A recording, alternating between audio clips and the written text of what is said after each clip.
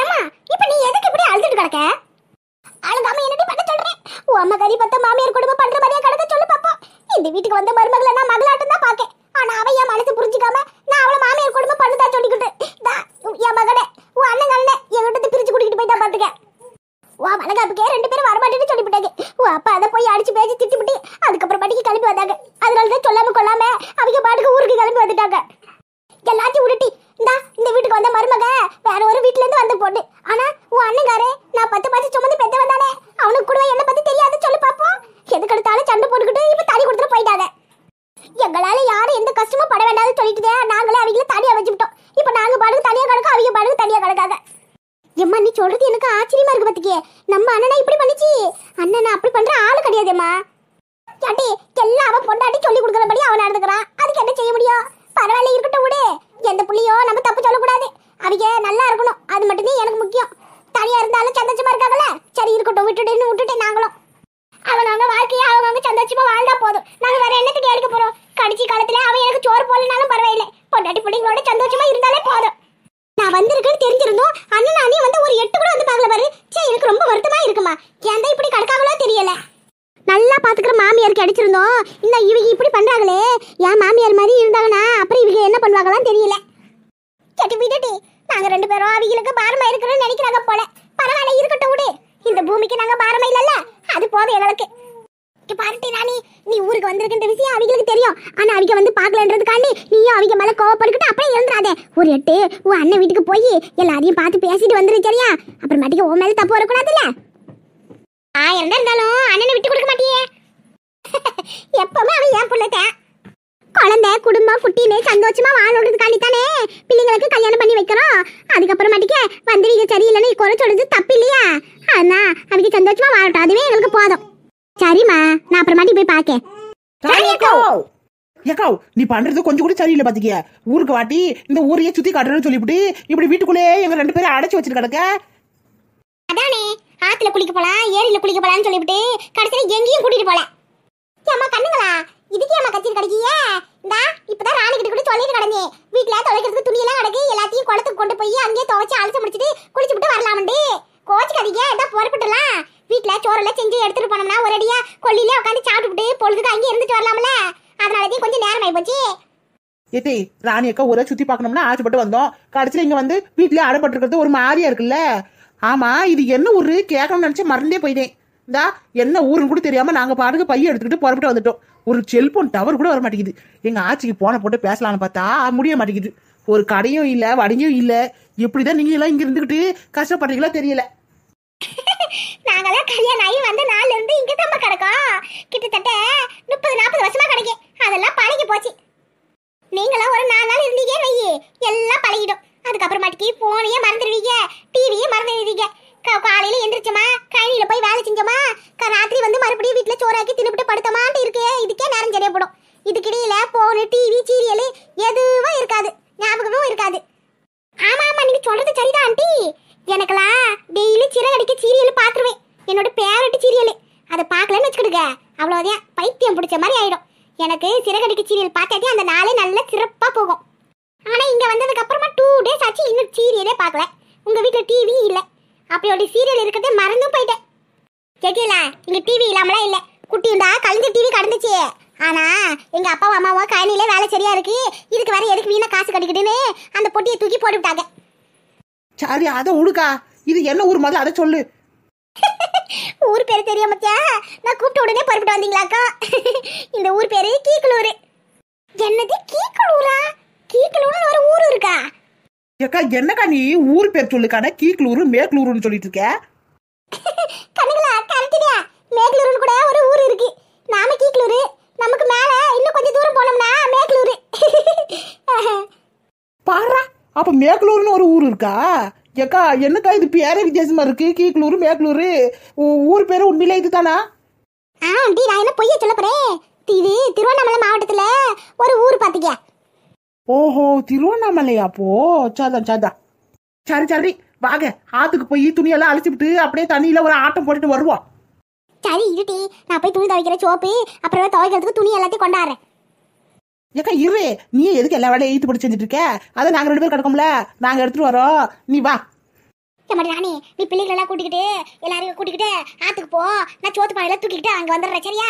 ஒரேடியா சாப்பிட்டுட்டு குளிச்சுட்டு அங்கேயே படுத்து தூங்கி எழுந்துட்டு வெயில் தாத்தினதுக்கு அப்புறமா ஒரேடியா சாயங்காலமா வரலாம். சரிம்மா. இந்தா வேறுமனே அப்படியே போகாத. போற வயல வேப்பலைய ஒரு 4 கொத்து வாங்கி தலையில வச்சுட்டு போ. வெக்க நேரம் மாதிரி கிடக்கு, அதனால வேப்பலைய தலையில வச்சுக்கிட்டு போ. சரிங்கம்மா. அப்பா வாப்பா, தைரியமா வாப்பா, ஒண்ணும் பயப்படாதப்பா. பூமாரி சொன்ன கேளுமா, வேண்டான்னு சொல்றேன்ல. எப்பா ஏன்ப்பா வேண்டாம்னு சொல்லுதே? செம்ம ஜாலியா இருக்கும்பா, ஒரு ரவுண்ட் போலாம் வாப்பா. நானும் தாத்தாவோ இந்த வண்டியில ரவுண்ட் போவோம், செம்ம ஜாலியா இருக்கும் தெரியுமா? இந்த மண்ணுல இறங்கி ஓட்டும்போது ஜெயின்னு இருக்கும். வாப்பா, நான் ஓட்டுறேன் வாப்பா. பூமாரி சொன்ன கேட்க முடியும். நீ பாட்டுக்கு ஓட்டுறேன்னு என்னைக்காவது ஆன் பண்ணி உடச்சு விட்டுறாத. அதுக்கப்புறம் இந்த மிஷின் ஓடாம போயிடும் பாத்துக்க. ஒழுங்கா அமைதி இரு. எப்பா அதுல ஒண்ணு இல்ல. தாத்தா இந்த வண்டியை ஓட்டும் போது நான் பக்கத்துல உட்கார்ந்து பார்த்திருக்கேன். தாத்தாவை என்னையும் ஓட்ட விட்டுருக்காங்க, நான் நல்லாத்தே ஓடுவேன். அதெல்லாம் ஒண்ணு வேண்டாம், சொன்ன கேளு. போ, அம்மா இங்க அதுக்கு கூட்டியாந்தா குளிக்கிறதுக்கு தானே. போய் குளி. போப்பா, நீ சரியான பயந்தாங்கொல்லியா இருக்க. கேட்டியலா, அந்த கண்ணுக்கு எட்டின தூரம் வரைக்கும் நிலமெல்லாம் காஞ்சி போய் கிடக்குல, அந்த பூரா நிலமோ உங்கள்தாக்கா? இல்லட்டி வேற ஒருத்தவங்களுது. இந்தா அதுக்கப்புறம் பச்சை பச்சையானு கொஞ்சோட கிடக்கு பத்தியா, அதுதான் எங்களுது. கண்ணுக்கே தெரியல, அதுதான் இவங்களோட நிலமா? ராணி அக்கா, இன்னும் எப்படி சொல்றதா நடக்க வைப்பீங்க? ஆத்த காட்டுறேன்னு 5 கிலோமீட்டர் நடக்க வச்சிருக்கீங்க. ஏட்டி அவ்வளோத்தியா? இந்தா இன்னும் ஒரு 5 அடி எடுத்து வச்சா போதும், அதுக்குள்ள 6 வந்துடும். வாங்க. What a nature beauty. இந்த கொளுத்துற வெயில் காலத்துலயோ இப்படி தண்ணி கொட்டி விடுறது எவ்வளவு பெரிய அதிசயமா இருக்கு. ராணி அக்கா, உங்க ஊர்ல ரொம்ப அழகான இடம் இதுதான் நினைக்கேன். எவ்வளவு அழகா இருக்கு தண்ணியில கொட்டுறது பாக்கையில. அடடா, இந்த தண்ணியில குளிச்சு விட்டு ஆட்டம் போட்டோம்னா நல்லா குதூகலமா இருக்குமே. வெயிலுக்கும் உடம்புக்கும் எதமா இருக்கும். ஆமாண்டி சின்ன பண்ணி, எவ்வளவு வெயில் அடிச்சாலும் இங்க இருக்கிற தண்ணி மட்டும் வத்தவே வத்தாது பாத்துக்க. இது இயற்கை தண்ணி. அந்த தெரியுதுல மலை உச்சி, அங்கிருந்து ஊத்து தண்ணியா வந்துட்டு கிடக்கு. 24 மணி நேரமும் 365 நாளும் தண்ணி வந்துட்டே கிடக்கும் பாத்துக்க. ஊர்ல இருக்கிற எல்லாரும் இங்கதான் வந்து குளிச்சுட்டு துணியெல்லாம் துவைச்சிட்டு போவாங்க. இதுல துணி துவைச்சோம்னா எப்படிப்பட்ட அழுக்கோ விட்டு போயிடும். துணியெல்லாம் பளபளன்னு புதுசு மாதிரி மின்னும். இந்த ஊத்து தண்ணியில குளிச்சோன்னு வச்சுக்க, உடம்பு கூட பளபளன்னு இருக்கும், குளிர்ச்சியா இருக்கும். பாக்கும்போது தெரியுதுல மலை உச்சில இருந்து வர தண்ணினா அப்ப சாதாரண தண்ணியா? ஏட்டே பச்சைக்கிளி, இன்னும் என்னடி காத்துட்டு கிடக்க? இந்தா வெயில்ல கொளுத்துற வெயில்ல மண்டை உச்சியெல்லாம் சூடாகி போய் கிடக்கு. அது குளிர்னோம்னா முதல்ல நாம இந்த தண்ணியில குளிக்கணும்டி. வாட்டி குளிக்க போவோம். சரியா சொன்ன சின்ன பண்ணி, வா குடிப்போ. ஜாலி நல்ல சில்லுன்னு குளு கலக்க. ஏக்கா என்னக்கா அங்க நின்னுட்ட? வாக்கா வந்து குளி.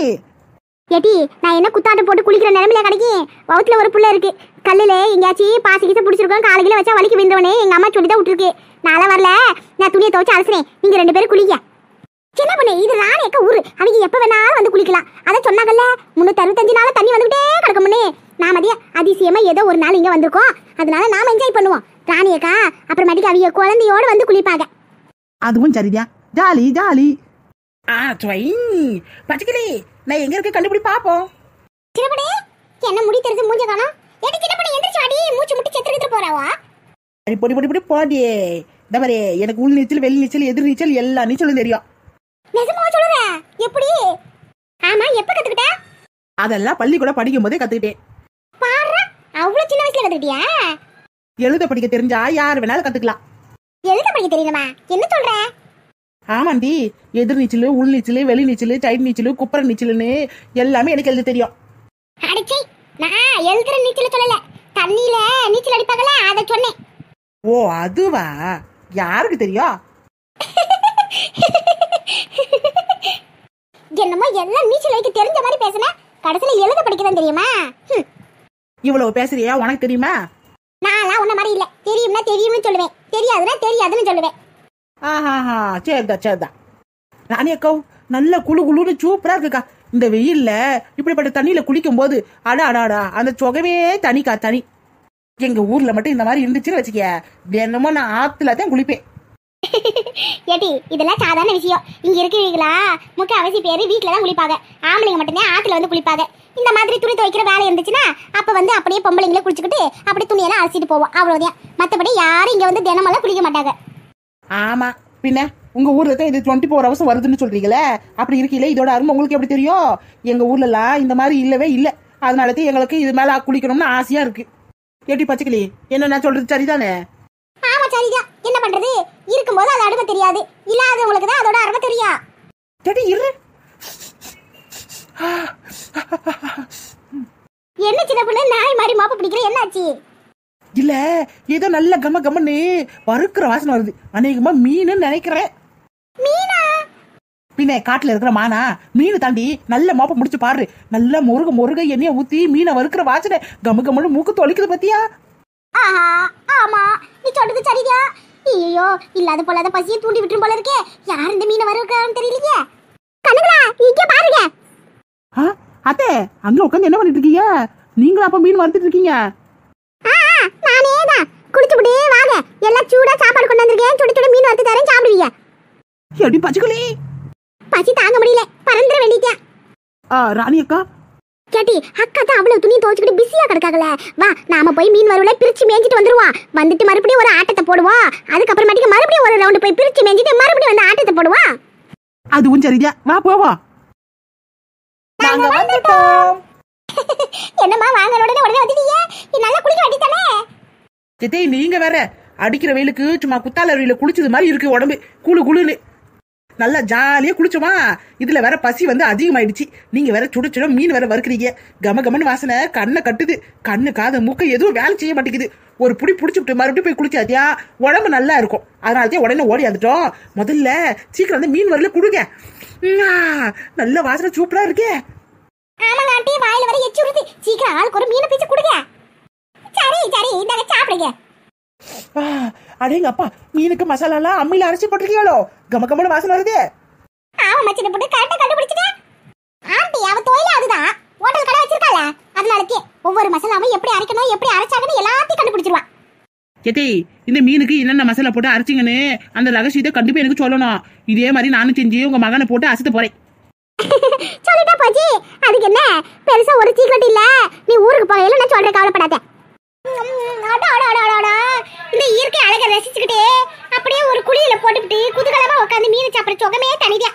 ஆமாண்டி பச்சைக்கிளி, ஆத்துல குளிச்சுட்டு இப்படி சுட சுட மொறு மொறுன்னு கம கமன்னு மீன் வறுவல சாப்பிட அழகையே தனிதான். எத்தி எங்க அம்மா கையால நான் சாப்பிட்டதே இல்லை. ஆனா இது சாப்பிடும்போது எங்க அம்மா கையால சாப்பிடுற மாதிரியே ஒரு ஃபீலிங் வருதுன்னா பாத்துக்கிடுங்களேன்.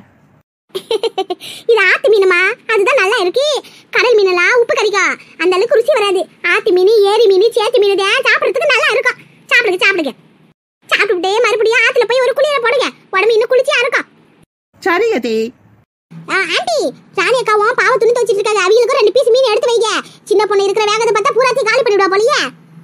அதுக்கு என்னமா, அதெல்லாம் அம்மா நிறைய தான் எடுத்துட்டு வந்திருக்கேன், சாப்பிடுங்க. நீங்க ஊர்ல இருந்து வரேன்னு சொன்ன உடனே நம்ம சொந்தக்கார பையன் ஒருத்தங்கிட்ட சொல்லி மீன் வாங்கிட்டு வந்தேன். சாப்பிடுங்க சாப்பிடுங்க. எட்டி பாட்டி, நம்ம மறுபடியும் போய் குளிக்க போவோம்.